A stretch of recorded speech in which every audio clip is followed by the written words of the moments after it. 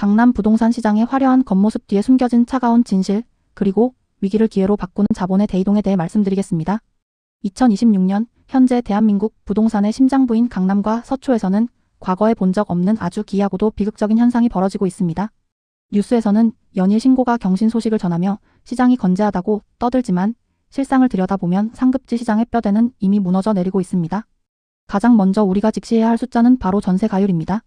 현재 강남의 전세가율은 30%대, 송파와 용산은 39% 수준에 머물러 있습니다. 특히 재건축을 앞둔 주요 단지들의 전세가율은 20%대 초반까지 추락했습니다. 이 숫자가 단순히 낮다는 게 문제가 아닙니다. 이것은 대한민국 특유의 사금융 시스템인 전세 제도가 더 이상 집값을 떠받치는 레버리지 역할을 하지 못한다는 사형 선고와 같습니다. 전세가율이 20%라는 것은 매매가 50억 원짜리 아파트를 살 때 전세를 끼더라도 내 생돈 40억 원이 묶여야 한다는 뜻입니다.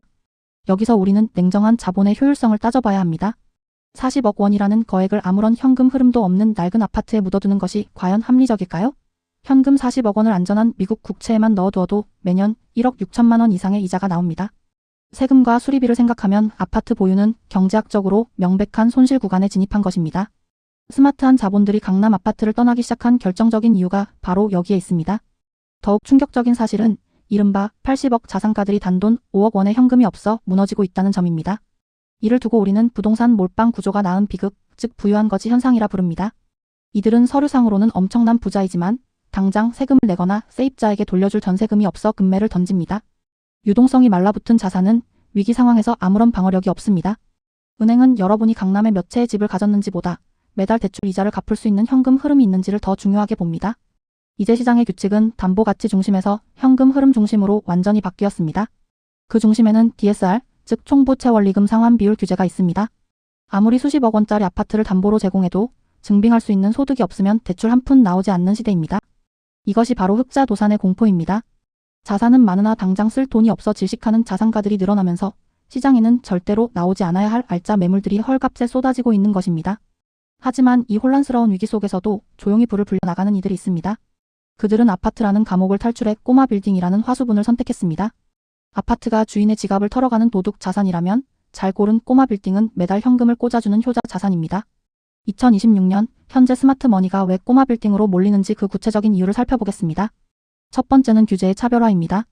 아파트는 개인 DSR 규제에 묶여 대출이 불가능에 가깝지만 상업용 빌딩은 RTI라는 임대업 이자 상환 비율을 적용받습니다. 내 개인 연봉이 낮더라도 건물의 임대 수익이 이자를 감당할 수 있을 만큼 충분하다면 대출이 가능합니다. 즉, 자산 자체가 스스로 대출을 끌어오고 이자까지 해결하는 구조를 만들 수 있습니다. 두 번째는 창조적인 가치 상승입니다. 아파트는 옆집 가격에 내 집 가격이 결정되는 수동적인 자산입니다. 하지만 빌딩은 리모델링이나 업종 변경, 즉 MD 구성을 어떻게 하느냐에 따라 임대료를 2배 이상 올릴 수 있고 이는 곧 건물 가치의 폭발적인 상승으로 이어집니다. 아파트가 운에 맡기는 투자라면 빌딩은 내 실력으로 수익을 확정짓는 비즈니스인 셈입니다. 실제로 강남에 50억 원짜리 아파트를 팔고 서초에 80억 원 규모 빌딩으로 갈아탄 시뮬레이션을 해보면 그 차이는 극명합니다. 아파트를 보유할 때는 매년 6,500만 원 이상의 보유세를 내야 해서 현금 흐름이 마이너스였지만 빌딩으로 갈아타는 순간 대출 이자와 운영비를 다 제외하고도 매달 400만 원, 연간 약 5천만 원의 순수익이 주머니에 남습니다. 연간 현금 흐름에서만 1억 원 이상의 차이가 발생하는 것입니다. 또한 세금 측면에서도 빌딩은 압도적입니다. 법인을 활용해 빌딩을 매입하면 임대 수익에서 대출 이자나 관리비, 심지어 건물의 감가상각비까지 모두 비용으로 처리할 수 있습니다. 개인 명의 아파트가 징벌적 세금의 대상이 된 지금 법인 명의의 빌딩 투자는 자산을 지키고 증식할 수 있는 거의 유일한 절세 통로입니다. 결국 2026년 부동산 시장의 승자는 누가 더 비싼 집을 가졌느냐가 아니라 누가 더 안정적인 현금 흐름을 확보했느냐로 결정될 것입니다. 지금 강남 아파트 시장에서 벌어지는 급매 행진은 단순한 가격 조정을 넘어선 시스템 붕괴의 전조 증상입니다. 1997년과 2008년의 역사가 증명하듯 가장 늦게 무너지는 곳이 가장 처참하게 무너집니다. 여러분, 공포에 떨기보다는 냉정하게 자신의 포트폴리오를 점검하십시오. 전세가율이 50%를 밑도는 비정상적인 주거용 자산의 미련을 갖지 마십시오. 손절은 실패가 아니라 현금을 확보해 생존을 도모하는 긴급수술입니다.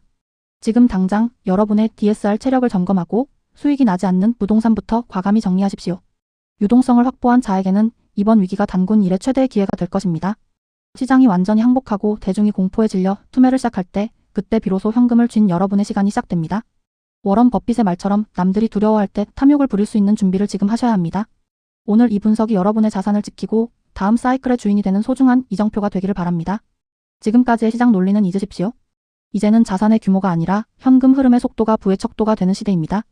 위기 속에 숨겨진 부의 추월 차선을 발견하고 그 위에 올라타는 현명한 투자자가 되시길 응원합니다.